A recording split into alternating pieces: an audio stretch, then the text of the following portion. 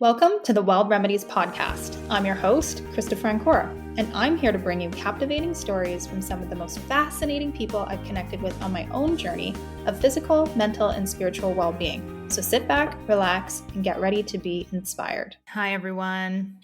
Welcome back to the Wild Remedies podcast. Today, I am talking with Usha Anandi, and we are going to be chatting about aligning with natural rhythms and herbs, one of my favorite topics.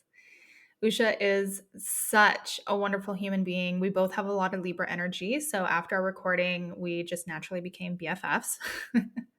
She's just a wonderful, wonderful person. And her work is phenomenal. If you guys are on Instagram and you aren't following her business yet, it's called Womben Wellness, WOMBEN Wellness.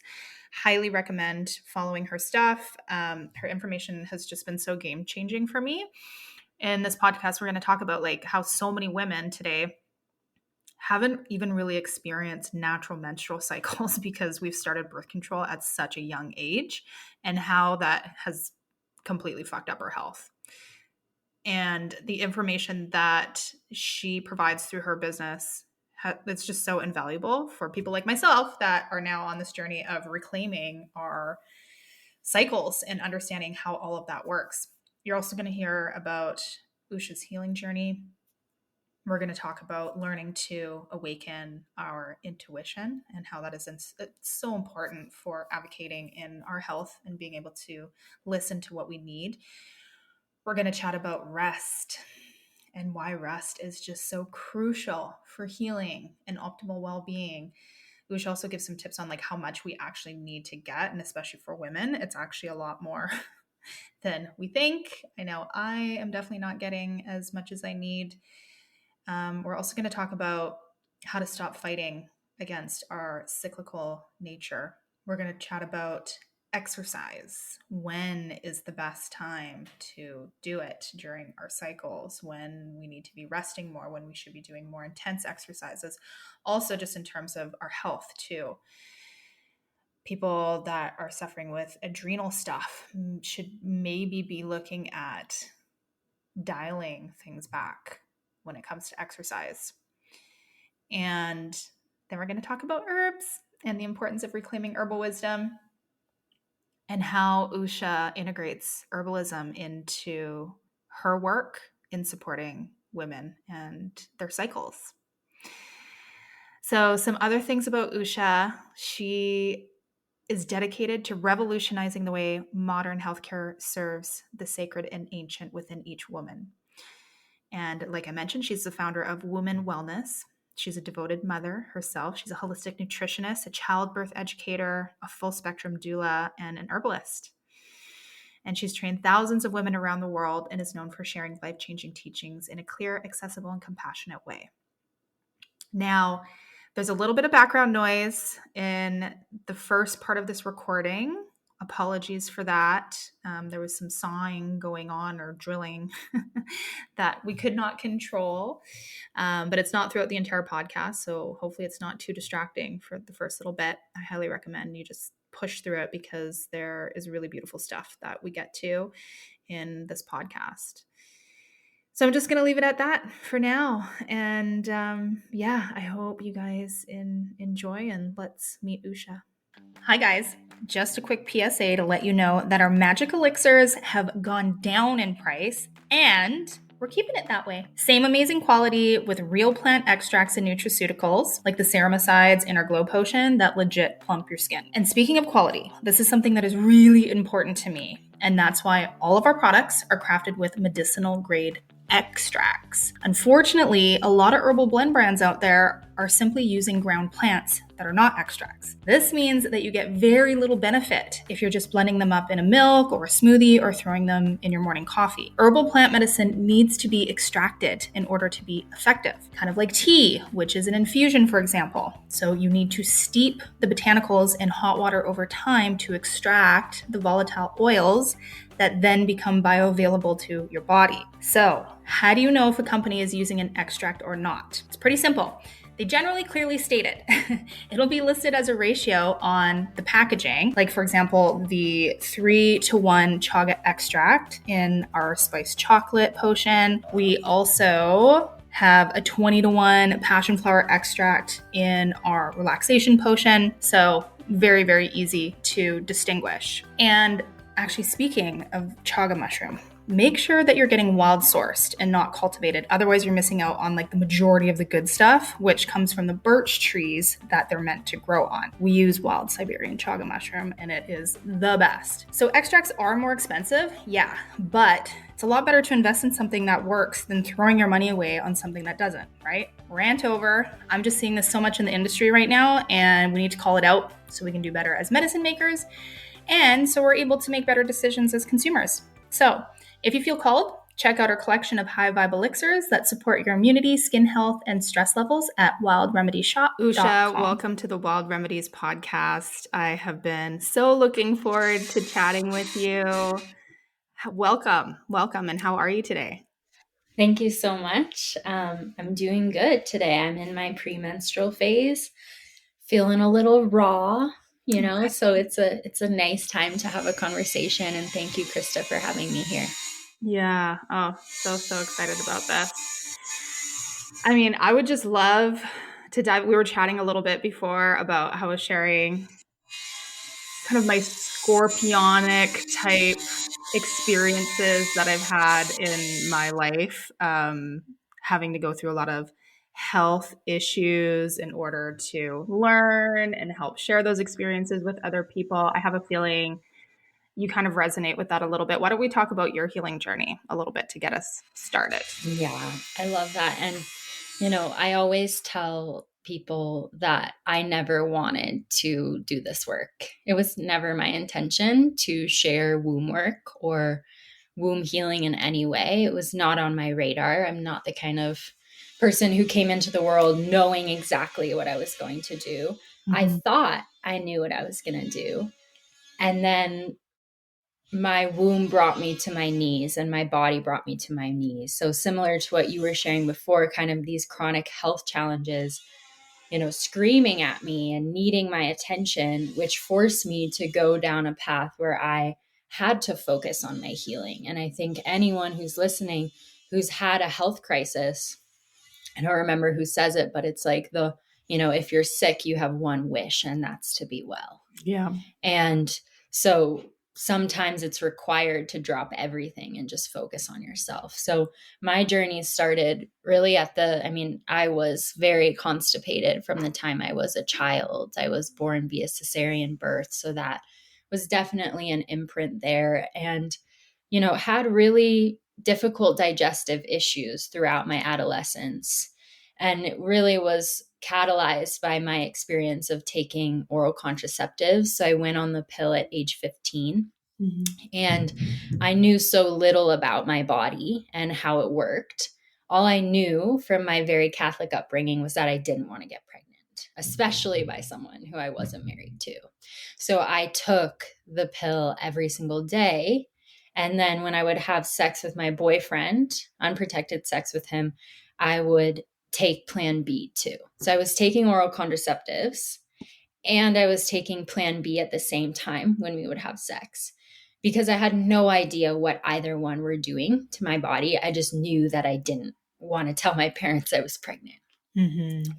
And something that I was told would kind of fix my cycles, my friends told me my boobs would grow. The doctor told me it'd make my skin better. What teenage girl doesn't want that? I was like looking down at my breasts, like really ready for them to just grow. And it actually, that experience of taking oral contraceptives and just so much synthetic hormones and loading my body really brought me to my knees in terms of my health. And I started to have cystic acne all over my jaw, my chin, and my neck. My digestive issues got even worse. I had mood swings, and kind of going through the system, realizing that no one really had answers for me. And the response I was getting was, well, try a different pill, or go on another brand, just keep taking the pill. And eventually, after seeing like 6 or 7 different providers, which is exhausting, expensive.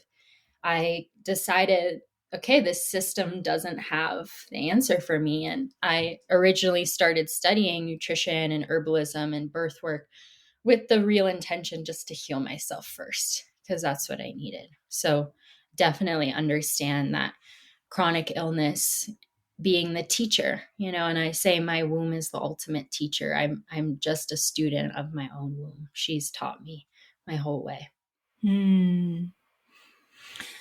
Oh, that's so powerful. And yeah, I really resonate with that too. And it's funny, so many of us, I feel, that are kind of called to help others on their healing journey come from a background of being inundated with a lot of pharmaceuticals, right? Out of fear, out of, not knowing, essentially putting your health into someone else's hands. But it usually starts at such a young age, right? And our parents didn't seem to have any other information either, right? And so that was the same thing. Like, I think I started on birth control when I was around 14. Around that time, my method of birth control was prayer, right? And so I was like, it'd be really great to go out. But I also started getting cystic acne prior. And I remember my parents being like, ooh, yeah, like you're going to get it. Like, we had acne pretty badly. Like, oh, you're starting to get it on your back. Yeah, like this is going to be really bad for you. And, when you're a 14-year-old kid in high school, which is just, the worst social experiment ever for, poor young beings, it's not great. It's not a great feeling. And so when the doctor offers you some potential relief, right, you're going to go for it. And I was lucky in the sense that pharmaceuticals never really had a negative impact, in the sense that, I would get like mood swings and things that a lot of my girlfriends were experiencing. I actually felt relief. My skin looked amazing. I didn't have issues with weight gain and all of those things. But as I started to get older, my body just started shutting down. I was on birth control or some type of hormonal intervention for probably 25 years. Wow.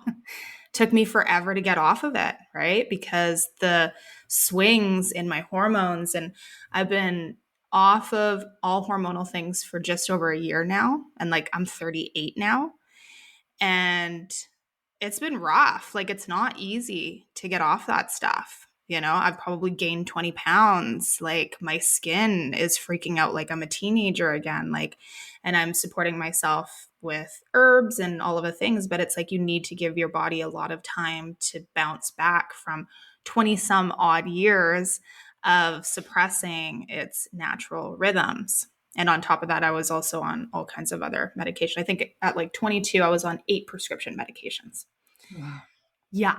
Yeah. So I totally get that. And, I think our experience is really important to share, because it's still something that is pushed on so many people, like not just women, everybody. And, I was doing some research recently, and like the stats of how many people are on pharmaceuticals, and not just one, but like multiple. It's like 75% of like all Western civilization. It's wild. Yeah, it's crazy. And I think, I'm in a little bubble, right, where you forget that. And my dad recently had some heart attacks and got a pacemaker put in. And now he's on, 8 or 9 different kinds of pharmaceuticals. And once you get pushed into that system, it can be really hard to get out, like you said, because weaning off of those medications is no small task. And I've had so many women who come to me and are on the pill, and like you, have been on the pill for decades, right? So they've never really experienced what their body is like without them, because they got on right at the start of their, menstruation journey, and they've been on it ever since.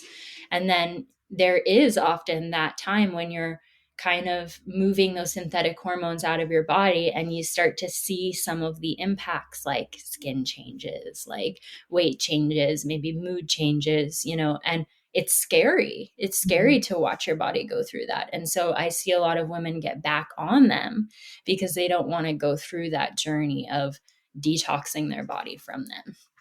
And I think it's really important to normalize for women and to ask questions about the medicine that we're being given, any medicine, whether it's herbal medicine or pharmaceuticals, to ask questions about, and to develop a relationship with our body where we believe ourselves, right? Because it's so easy to see an expert telling us, no, it can't be the pill, which was always the response that I got. No, it can't be the pill. That's not part of the side effects, or side effects are very rare. And so when there's that power dynamic, it's also very easy to start to second guess ourselves. So that body connection and believing ourselves seems to be a really important piece too. Yeah, absolutely.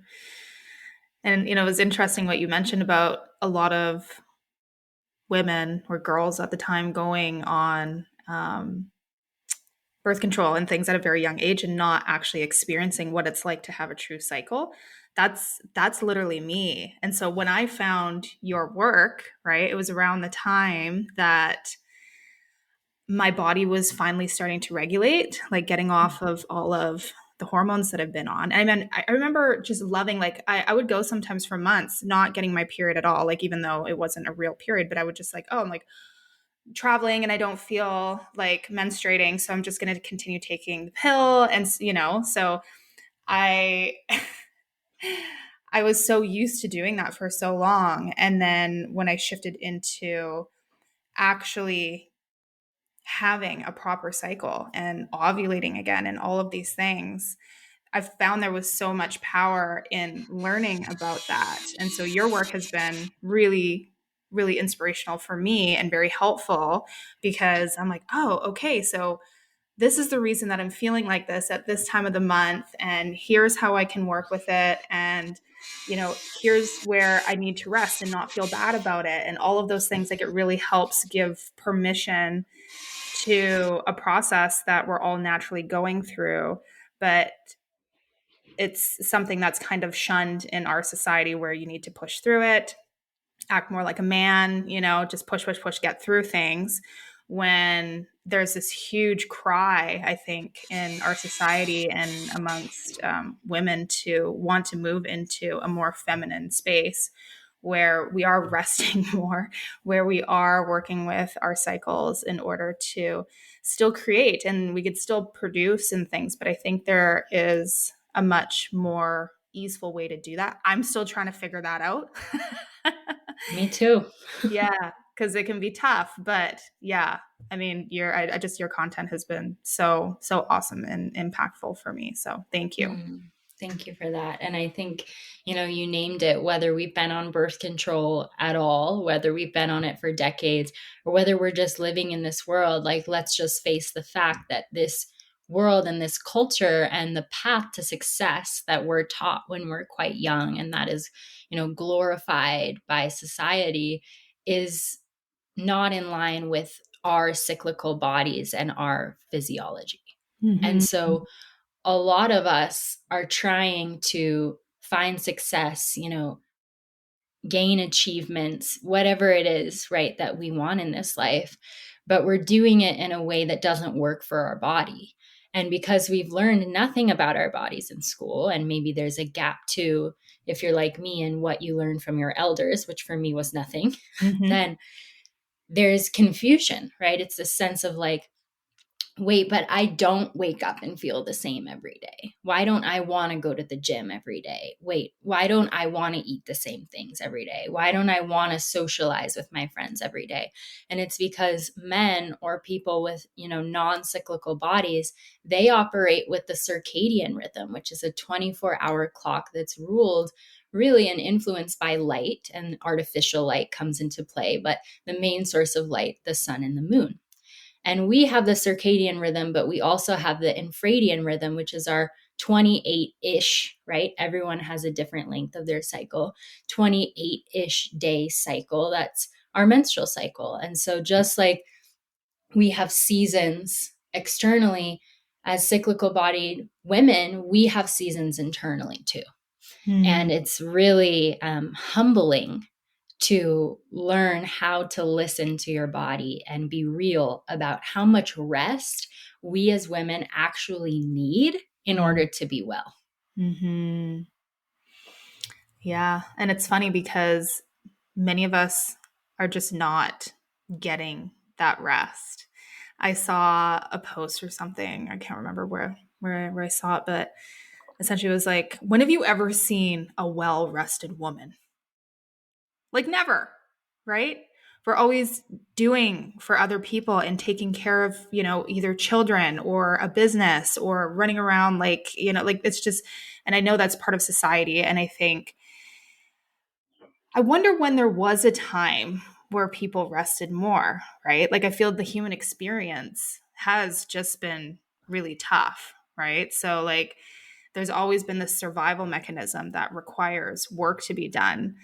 But yeah, I wonder what that looks like where we can get the rest and the support that we all need. Like what would that look like to you?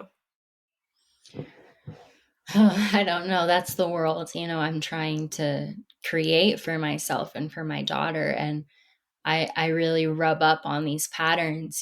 It's not just the world that we're living in, but it's our lineage and what's happened in our mother line. So for me, I have a mom who is very type A, and her mother had 7 kids. She was the last, or she was the second to last. So 6 out of 7.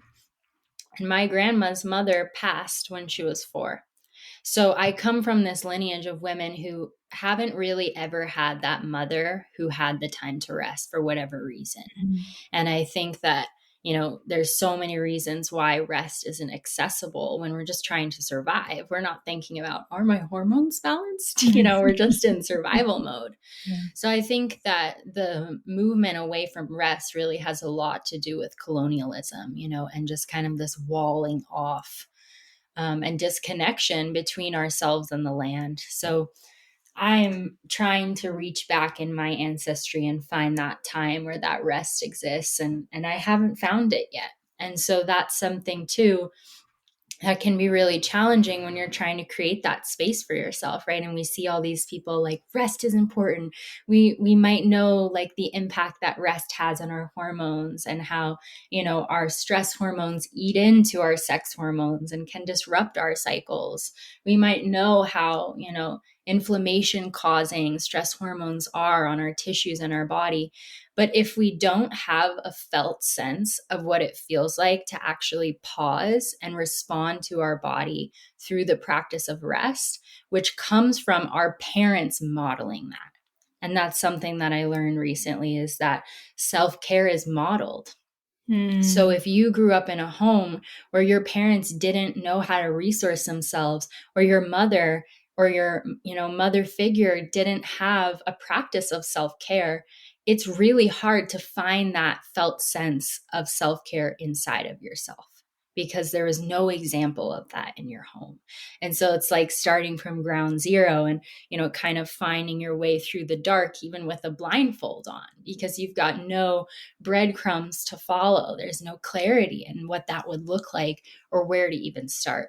So I think a lot of us, myself included, are experimenting, and starting at ground zero. And I think one thing I've noticed is that the need for rest can look like so many different things. And if you feel crappy, that's a sign that you might need rest. If you feel spacey, that's a sign that you might need rest. If you feel ungrounded, that's a sign that you might need rest. So previously, before really taking rest seriously, which I have to as a mother and a business owner just for my own health, I never knew what that first cue of needing to rest was. I thought it was like exhaustion, so I would miss those beginning steps of, oh, I'm feeling off, or I'm feeling spacey or ungrounded. And in this world, I think so many of us, myself included, are so used to, I'm feeling spacey. Let me reach for another coffee, drink it, and power through, right? Because I got to get this done. Instead of, oh, I'm feeling spacey. That's a sign. Even a 10-minute break can be so restorative. And so for listeners who have full lives, who are mothers, business owners, parents, whatever it is, caregivers, even those small breaks that we can weave in through our day really make such a difference. And that's what I've learned from my journey. Yeah, absolutely. Yeah, and I think it's kind of like this dance of learning to check in with our intuition. And that's maybe one of the beautiful things that I've learned about having chronic health conditions is like it's brought me to my knees in a sense where like I don't have any other choice but to lay down. Yeah. Yeah. Like I feel like I've actually had enough fucking rest in this lifetime. I've been flat out on my back on the couch many, many, many days in this lifetime because I just literally could not function. And I'm over it. But it's still kind of part of the process that I'm in, and I need to honor that because I have pushed through all of that stuff before. And guess what? It just makes it so much worse, Yeah. So I think it's really important to come to a point where you can just honor what your body needs. Like, for example, yesterday, I think it was, or no, the day before, woke up feeling not so great. I'm going through a lot of pretty intense things through this eclipse season. So there's some grief feelings that are coming up for me. And got up in the morning. I had some meetings that I had to attend to that I was really just pushing through, but I had to show up. We have to show up for things still. But I could feel this kind of energy of like almost like nausea, a little bit of like anxiety coming up. And sometimes I have a hard time processing my emotions because I rationalize them and I'm just like, everything's going to be fine. I don't need to be feeling like this. Like this is so silly. And I'm not going to have a complete mental breakdown when I had this circumstance like I did last time, right? Like I'm a grown ass woman. No, we're not doing this. Just fuck off emotions, right? But so I'm not really maybe feeling some of those feelings, but my body is starting to get upset, right? And I'm just like, oh my God, like, am I going to throw up in the middle of this meeting? What the hell's going on? And by the end of, my morning meetings, I'm like, okay, like I am not feeling well. Like my inflammation was really, really, really high. Just exhausted, just feeling shitty. And I'm like, you know what? I need to get something out. So I'm going to go do some breath work. So I walked upstairs, laid myself down, started doing breath work. And like within like the first few cycles, I was in like the full tetany, tingling all over. That usually takes me quite a while to get to that stage. But it was like, my body was like, no, like we need to process this. And had, a good sobbing emotional release. And it was like, whew, I really needed that. Right. And that took like maybe 30 minutes or so. And I know it can be hard to do sometimes in our busy day, but I felt a lot better. I mean, the rest of that day I was kind of tender, but the next day definitely lighter, right? Like sometimes we have these things in our body that we need to process. And it really helps if you can just make time to do that. Yeah. I love that. Thank you for sharing that. And, I was thinking while you were talking that, this thought of like, I've been on my back enough, I've rested enough and I'm over it. And I think about how much of a deficit so many of us are born into, right? So if you can imagine that each time you rest adds $1 to your bank account, but the last 4 generations of women in your family never got to rest for whatever reason, then many of us are born into a deficit, right? We're thousands, if not tens of thousands of dollars into rest debt. And so many of us with chronic health issues aren't just dealing with our bodies, we're dealing with the low vitality that we inherited from our family line from those years of not being able to rest. So it's like we don't see the, positive growth because we're not in the positive yet. We're just making up that deficit from our lineage. Oh my gosh, that makes so much sense. I come from a long line of workaholics, right? Me like too. Working yourself into the ground is like the number one it's like the best thing that you can do in our Yes, family, me too. essentially, right? It's like praise, Yeah. It's yay. like, oh, you're working really hard. You're making lots of money. Okay, great. Like everything is fine, right? We don't talk Yes. about emotions. We don't do any of that stuff, but you're making money. Cool. That's the number one value in my Yes. family. And so that's, yeah, that's definitely something that's rubbed off on me and something that I'm trying to work on unwinding. And it's interesting. I'm actually starting to work with a health practitioner here shortly on looking at some of those deeper elements and trying to root them out through hypnotherapy. Because she's Mm. like, yeah, you got like a bunch of family stuff and like, epigenetics and all of those things coming into play that need to be worked on as well. Because you're right, really did start it out where we started out with a deficit. Yeah. And yeah, it's, I feel like this generation especially has just been equipped and kind of, I don't know, gifted, I guess, with this healing journey, right? And Yeah, and so blessed of, so many of us for the first time ever have the freedom in society, have the mhm, financial resources, have the, basic support of not having to grow our own food or hunt our own animals or wonder if the food that we're going to have for the winter will stay, fresh so we can eat it. Like we've got so many conveniences that have freed up space and time for us to work on these things. yeah, And yet it's come up, it's like an avalanche, yeah, And I think for a lot of us, it doesn't make sense. Like with my own health journey, I'm like, what the heck, Like I'm doing all these things. I know all this stuff. I'm so dedicated. Like I live such a healthier life than so many people, but I'm that person in my lineage who inherited that deficit. And for whatever reason, blessing or curse, I'm the person who has to work on it. yeah. And I think it's a pivotal time too, as we go through such huge shifts just in humanity, right? It's like this is the pivotal turning point, right? There's many, many, many, many, many of us on the planet that need to go through this process in order for us to move forward to get to that point of evolution where we can have more rest, right? Mhm. We're at this point where we need to envision what that future looks like. And we did have to get to this point, you're right. Like there were so many burdens of just pure survival. And we're starting to move into a future where there could be more openness and rest and all of those things, but we need to heal that generational trauma and clear all of that stuff in order to get to that space.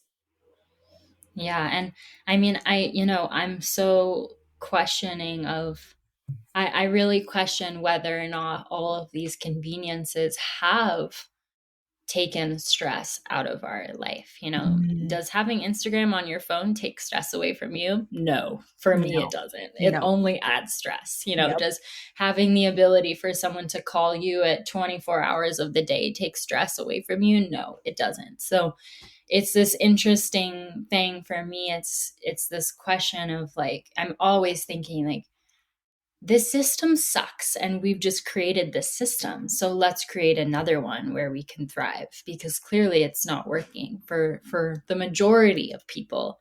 It's not working, right? For some it might be, but Mhm. that's a question I think about. Like, wait, money does grow on trees, food grows on trees, food grows in the ground. What are we doing? We could all just be singing songs and be naked in the sun.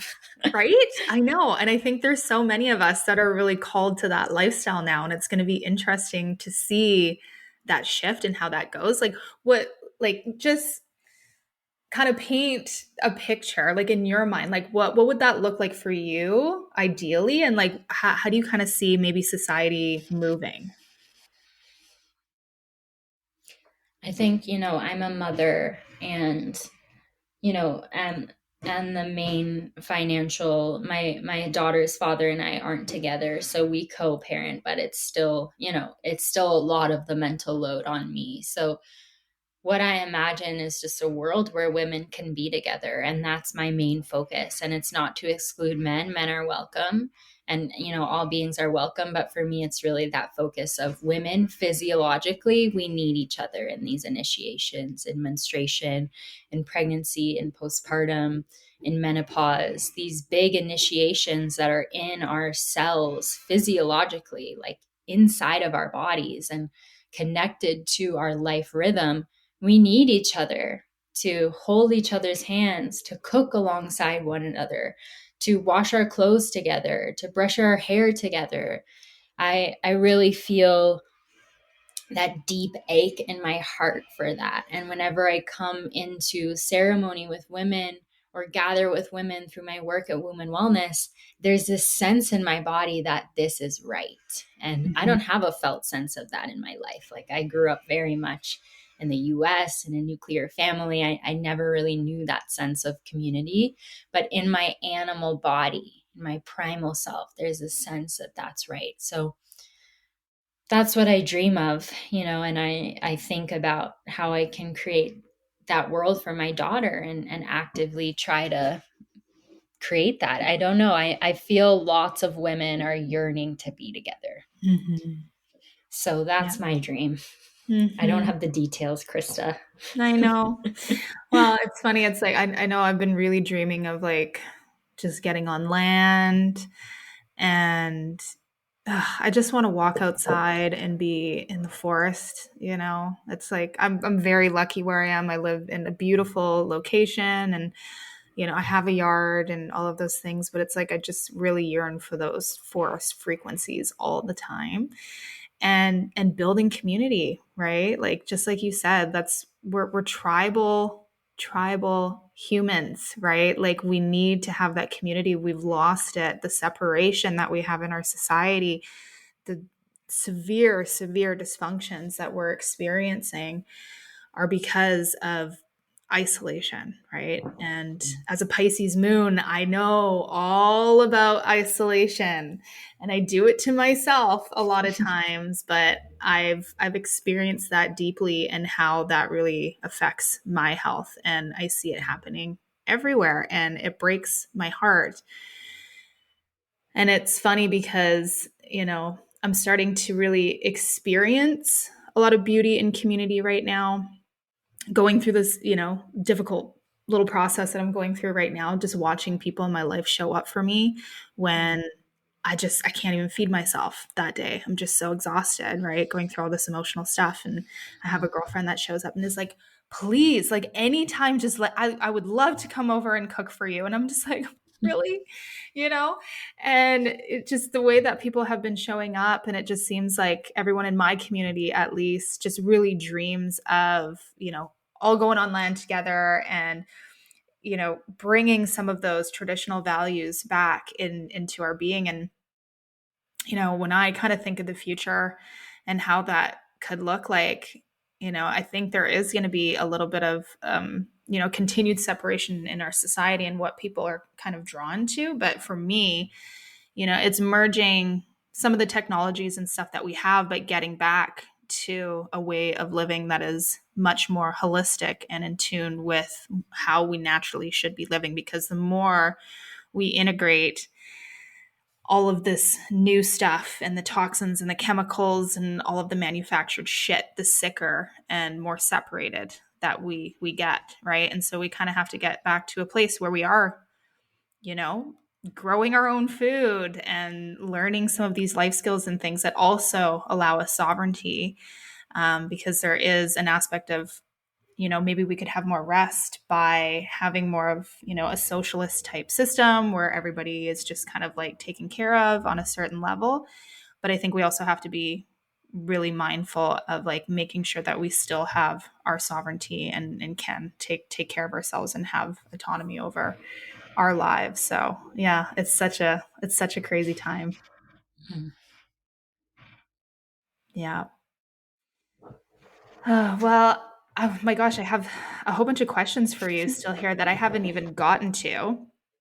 That was This such a beautiful happens. Let's conversation. ask me them. Yeah. I'm like sitting here like dreaming of land in the I forest. Oh, yes. Well, okay, let's get back to, let's see, what should we chat about here? Some of the notes that I've made, like, I'd love to know about some tips that listeners that are listening right now can maybe glean some interest into how to stop fighting against our cyclical nature. Yes, such a good question. So, as you're talking, Krista, I think I thought about such a huge point in my womb health journey for me was this realization that I wasn't broken and that it wasn't my fault that my body was fucked up. And there is certainly a degree of responsibility that we have to take for our health, right? If we want to heal, no one can heal. Our body has to regenerate itself. We have to do that healing. But to realize that I was living in a world that wasn't created with my physiology in mind, and that culture deeply impacted how I felt in my body and how I experienced myself and took care of myself, that was a big change for me. So, there might be people listening who just have this inkling that something isn't right and that we're living in this world that doesn't really make sense and doesn't align with what their body feels. And so the first step is to believe your body. Believe your body and what your body's telling you. So, we talked about, I think you and I both, I can definitely say that I am also very good at trying, because it doesn't work, trying to think my way out of my emotions and trying to think my way out of my physiology. No, I can work out on my period. It's fine this time, right? But the reality is that our physiology cannot be manipulated or hacked, or no corners can be cut. Our physiology lays the ground for that truth and that foundation of thrival. So it's about returning to our physiological rhythm. So we talked in the beginning about everyone living by the rhythm, the circadian rhythm, our 24-hour sleep-wake cycle. But then, we also have the monthly infradian rhythm. And so your menstrual cycle is divided into 4 distinct phases. And just like Mother Earth has seasons, we have seasons. So just like Mother Earth has those 4 distinct phases, we ourselves have those 4 distinct seasons too. So we have our inner spring, our inner summer, inner fall, inner winter. And I like to call them these seasons because there's a felt sense in our body of what the seasons offer us, right? You, especially living in Canada, probably know very viscerally in your body the beauty of spring after a long winter. Mm-hmm. I've been to Canada in the spring. It's like glorious. Everyone is very happy. Yep. And blooming. And so we have that felt sense of the seasons in our bodies. And I like to teach them in this way because it helps us remember that we are nature. And that idea that we are nature is really central to Eastern medicine, to traditional Chinese medicine and Ayurveda. And if we think that we are nature, then we have to consider that everything that we do to nature is also done to us. So when I see dozens of women in my inbox saying, I've been on the pill for X amount of years, never had more than 1 or 2 true menstrual cycles, what do I do? When I see, oceans full of plastics, and I see, forests deforested, I see the female body and what's being done to us and what we've done to ourselves. So we are nature. And that means to honor our seasons, we have to remember our natural rhythms. So waking up with the sun is just an example. And research shows that when you get morning sunlight, it actually helps with the hormone production in your body that is really central to your menstrual cycle. Going to sleep as the sun goes down, or at least, turning off your phone 2 hours before you go to sleep will help your body start the melatonin process so that you can get deeper, more restful sleep. That's essential. And here's the thing about sleep for women. We need more sleep than men or non-cyclical bodies do, because our adrenals play such a big role in our hormone production versus men who produce the majority of their hormones in their testes. For us, we also rely on our adrenals for some hormone production. And so sleep is when the adrenals and the kidneys are restored with their vital life force energy. So if we're just going by Western allopathic science, 7 hours, 8 hours of sleep is good, is what Western allopathic medicine says, which, is largely based on studies done on men, then we might actually be undersleeping. So research shows that most women actually need 8 to 10 hours of sleep. And so I was under resting, even in my sleep time, for a long time. And because of that, I experienced a lot of adrenal fatigue. So just starting with the basics of we are nature. So the key to our healing is remembering that and returning to nature. So starting to set up our circadian rhythms to wake up with the sun, get morning sunlight. If you can get morning sunlight before you look at a screen, all the better. And then going to sleep with the sun going down. And I know in Canada, it probably stays light for a long time. Is that right? In the summertime, it can. It Yeah. depends how north you are. Yeah, because I was Yeah. actually wondering about that. When I used Yeah. to live way up north in northern BC, the sun would come up at like 4 in the morning and it would go down at like midnight. Yeah, totally. And the beautiful thing about that is our bodies, if we've been living in that environment for so long and we've gone through a really dark winter, right? We are supposed to have been eating more heavy foods, have been sleeping way longer. And so we could stay awake a lot longer too. But the reality is, most of us don't have work schedules that change with the seasons. Yeah. Most of us, don't even live sometimes in one place all year. And that's not most of us, but some. So if we were truly just attuned to the earth, our body would be prepped for that. But because we're expected to be at the same time every day on our Zoom calls or, at the office the same time, we're not set up for that. And so that's where it gets really hard. Some other tips I'm thinking about, just really easy things without going too deep into it, is considering how to align your movement or exercise with your cycle. So exercising with your cycle looks like, again, honoring the cyclical nature of your body.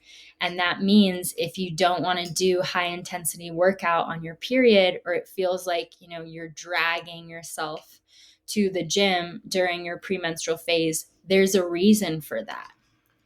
And exercise, especially the way that most of us practice exercise in our modern world, which is very intense, is also a form of stress.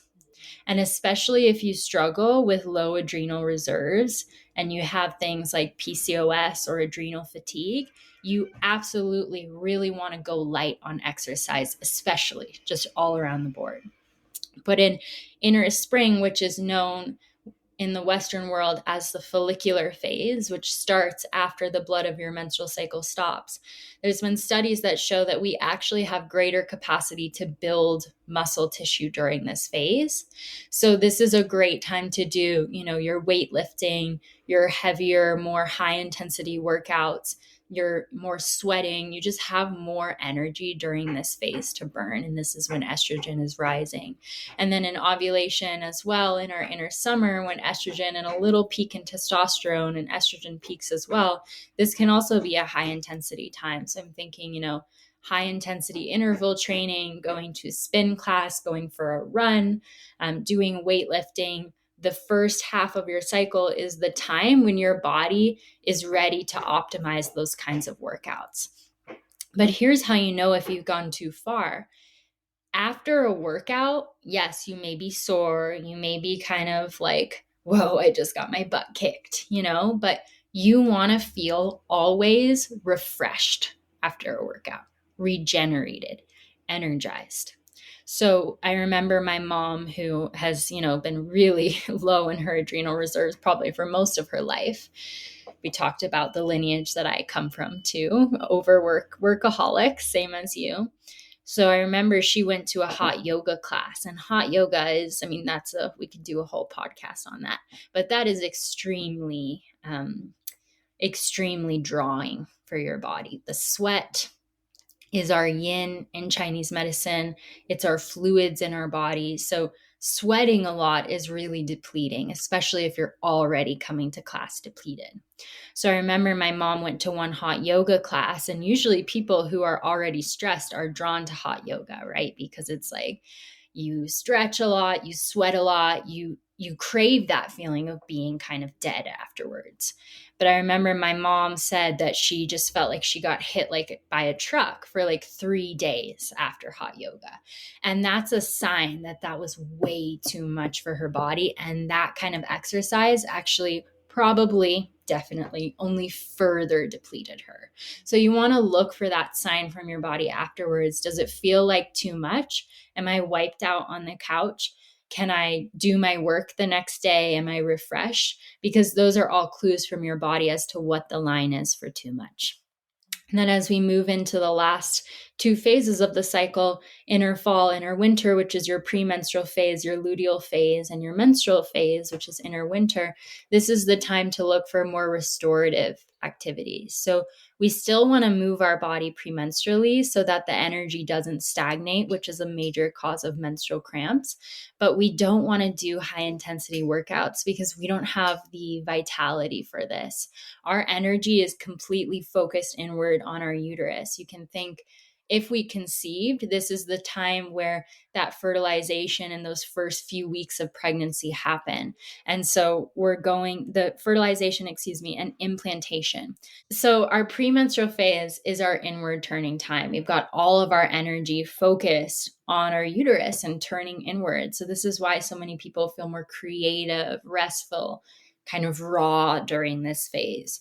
So these are the phases, especially that we want to do more restorative exercise. I'm thinking like low impact Pilates, restorative yoga, yin yoga, going for a walk in nature, swimming. All of these kinds of activities can still help move the energy through the channels of our body and prevent stagnation without overtaxing our system. And if you're someone who has adrenal fatigue, or you really need to save energy due to difficult birth, or you're exhausted and depleted already, you have PCOS, it's really something to think about, just going towards low impact anyway, and just doing low impact all across the board, because we really need energy to burn if we want to do high intensity workouts. So that's just a little overview of moving according to your cycle, and hopefully can help some people make sense of why you dread going to the gym when you're on your period, or why you want to lift weights when you have more energy in your follicular phase, your inner spring. And just that reminder that exercise science, just like most medical fields, has been largely based on research done on men. And so the way we need to move our bodies looks really different, because what we need to thrive looks really different from other people. Mm-hmm. Yeah. Thank you so much for sharing that. I think that exercise bit is such an important part for people to understand. I was always, not always, but for several years have been very active. And I pushed myself to continue being very active through chronic health conditions, through big, emotional things that I've gone through in the past, thinking that, well, exercise is supposed to make you feel better, right? Mm-hmm. I need to gain muscle in order to be healthy. I need to do all of these things. I need to. And it brought me to a point. I remember last summer, it was my birthday, and took a bunch of my girlfriends to the Kootenays, beautiful mountain range here in Canada. And we did this really spectacular hike. I was premenstrual, but I was also I mean, I've been struggling with adrenal health for a really long time. But I think the big shift in my hormones, getting off of all of the pharmaceuticals and things, it just, my body was in a very different state. And it was kind of in collapse, but I didn't realize it until I did this hike. And I mean, normally, I have a lot of energy and like the hike wouldn't have been a problem, but I dragged my ass up that mountain. And it was a huge ego hit for me because I was like, Mm. oh my God, like I can't keep up. Everybody else is like way ahead of me. This really sucks. Why is my body like this? But what I experienced after was wild. Like I probably gained 5 or 10 pounds of inflammation overnight. Like Wow. my body blew up. I was so sick and like it took me almost 2 weeks to recover from Wow. that hike. And I was like, whoa, okay. Like I am clearly very, very depleted. Like that's not normal. Like something's going on. And since then, like it's been almost a year, and kind of starting a whole other level of my healing journey, I've really had to dial back the exercise. And it's been hard, really, really hard because I love my adventurous hikes and, my long bike rides and doing all those things. But my body just cannot handle it right now. And I'm doing some really beautiful healing with homeopathy and all these things, but it's dragging out a lot of things and making those symptoms worse along the way while my body processes everything. And it's been tough. So I think it's just really important to listen to that, like you don't want to get to the point where I'm at where, sometimes like a very light walk is enough for me to feel like crawling back home Yeah. sometimes. Absolutely. I'm Yeah. so glad that you named that.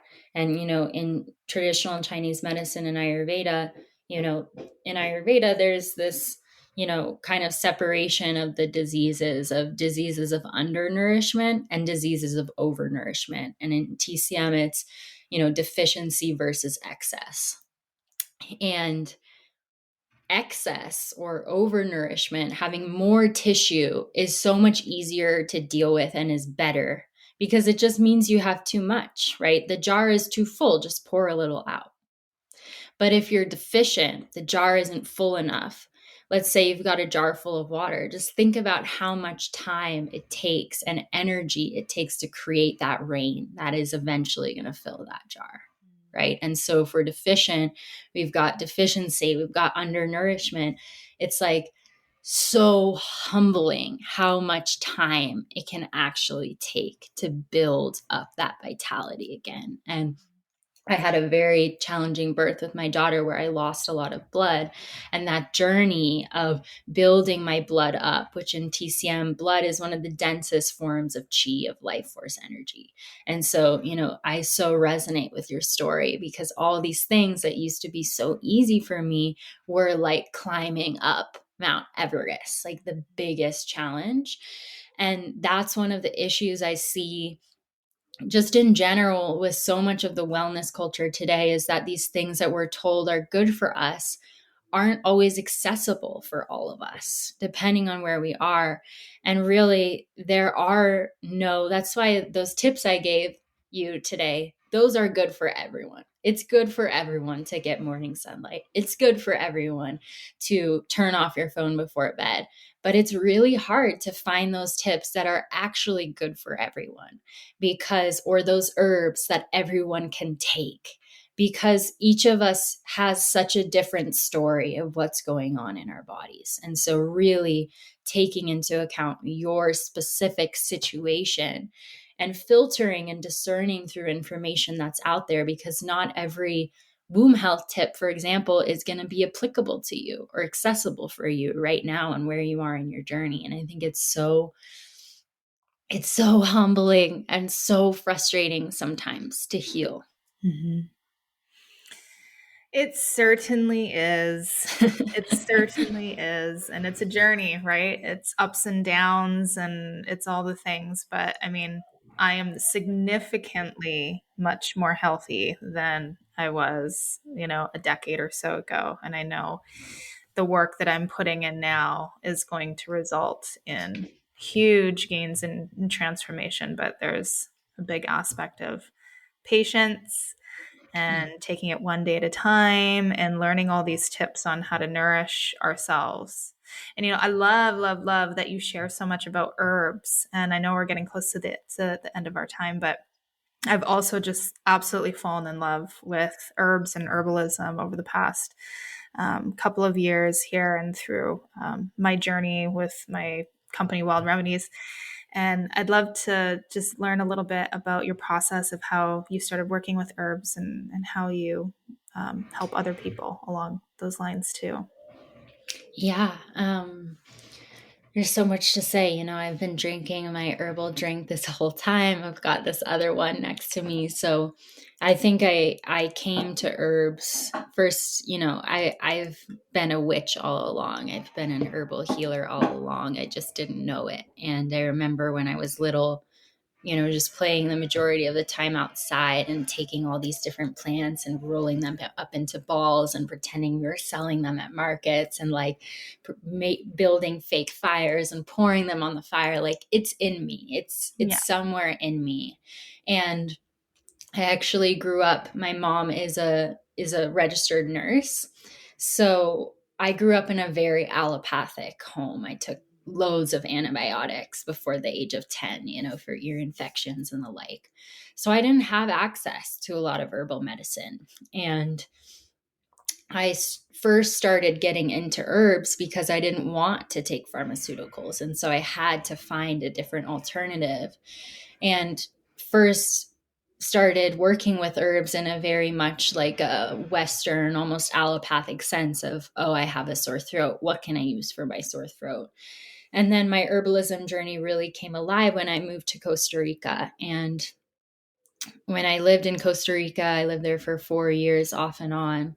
And just being in the tropics, I was born in Hawaii and I lived there till I was 3.5. So there was something about coming back to this place that was so familiar. The plants were so familiar to the plants where I was born, and just feeling the really strong plant spirits that are there in the tropics. And I mean, it's so hard to say like how the journey started, right? My herbalism journey just really arose out of pure curiosity as to what was around me. And we talk about the Scorpio eclipse, like I've got a lot of Scorpio in very important places in my chart. So kind of this desire to pull back the veil of like this sense of, you tell me nature is dangerous, but I don't believe you. And having this skepticism around that idea. And my dad, when I was a teenager, he had type 2 diabetes, and he actually got it into remission with herbs. So that was kind of my first watching someone close to me start to use holistic medicine. And I'm so grateful for my dad's courage because it really opened that world for me.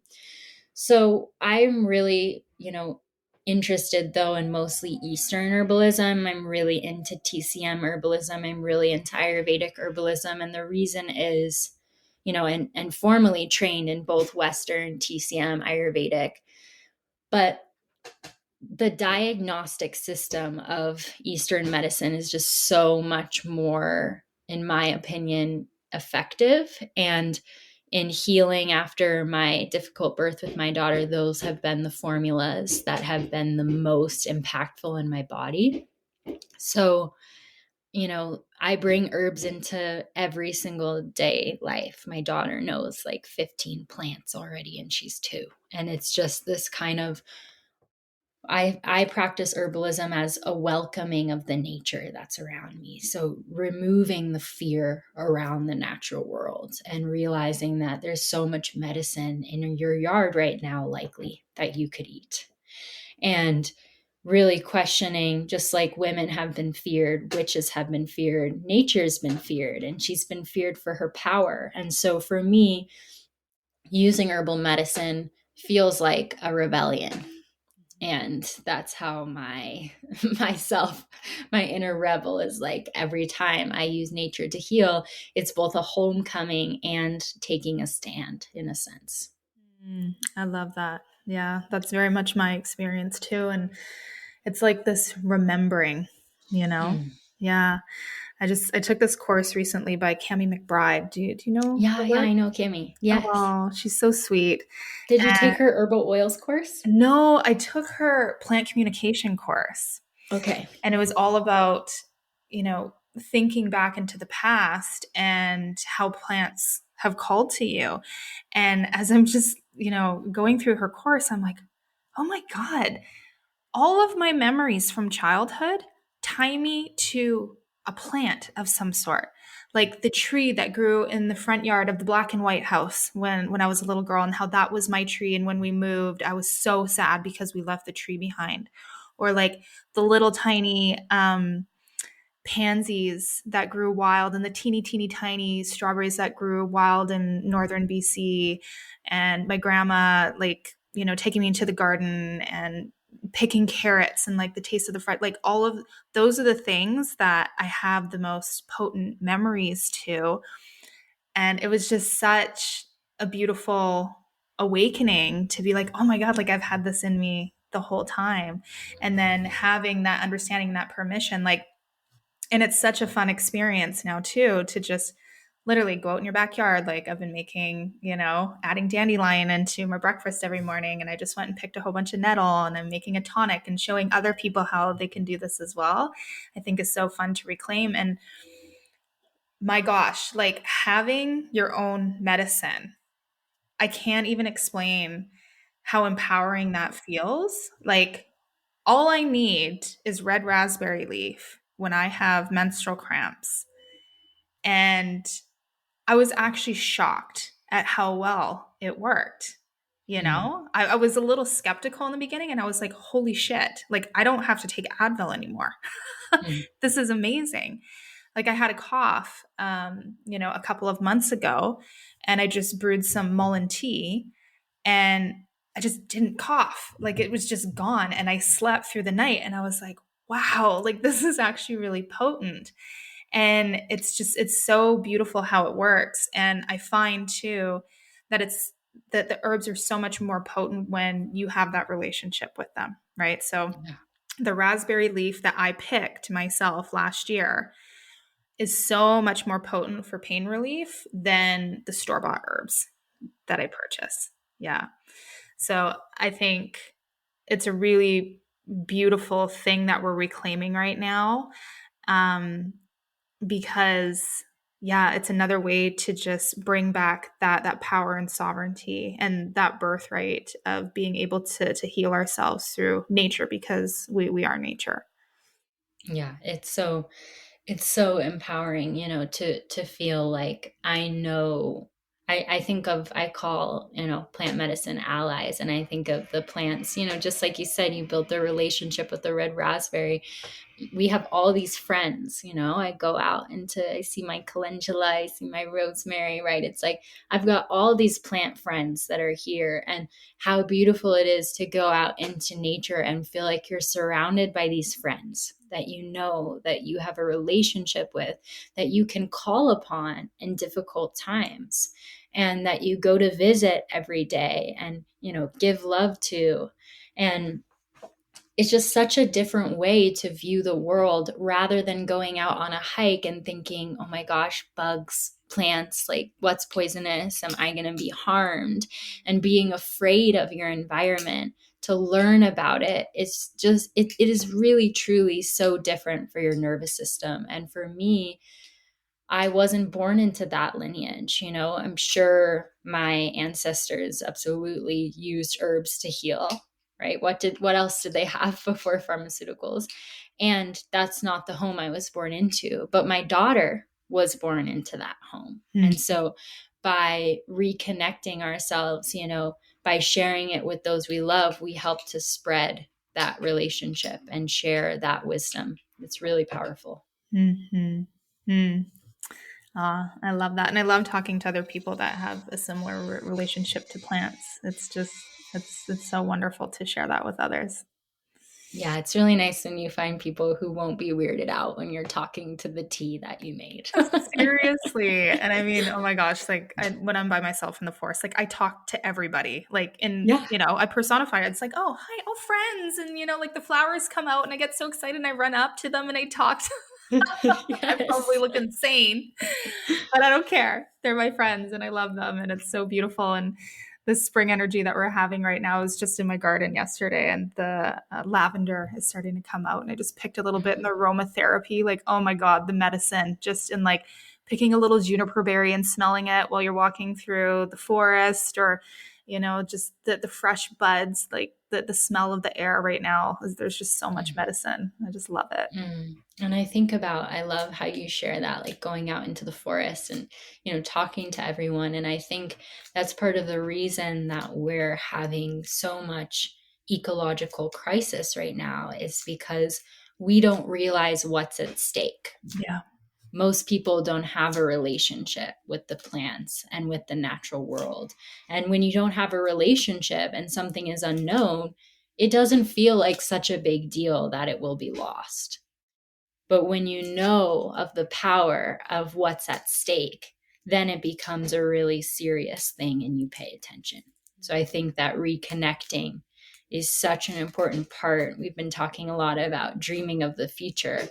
I think that's essential. That's a requirement for our survival. And it's not about the Earth's survival. It's about our survival. Mm-hmm. Absolutely. Yeah. Cultivating that reverence is what we need in order to protect our home, Yeah. Mm-hmm. Well, thank you so much for this Thank you so conversation. much. We hit so many points. We did. Yes.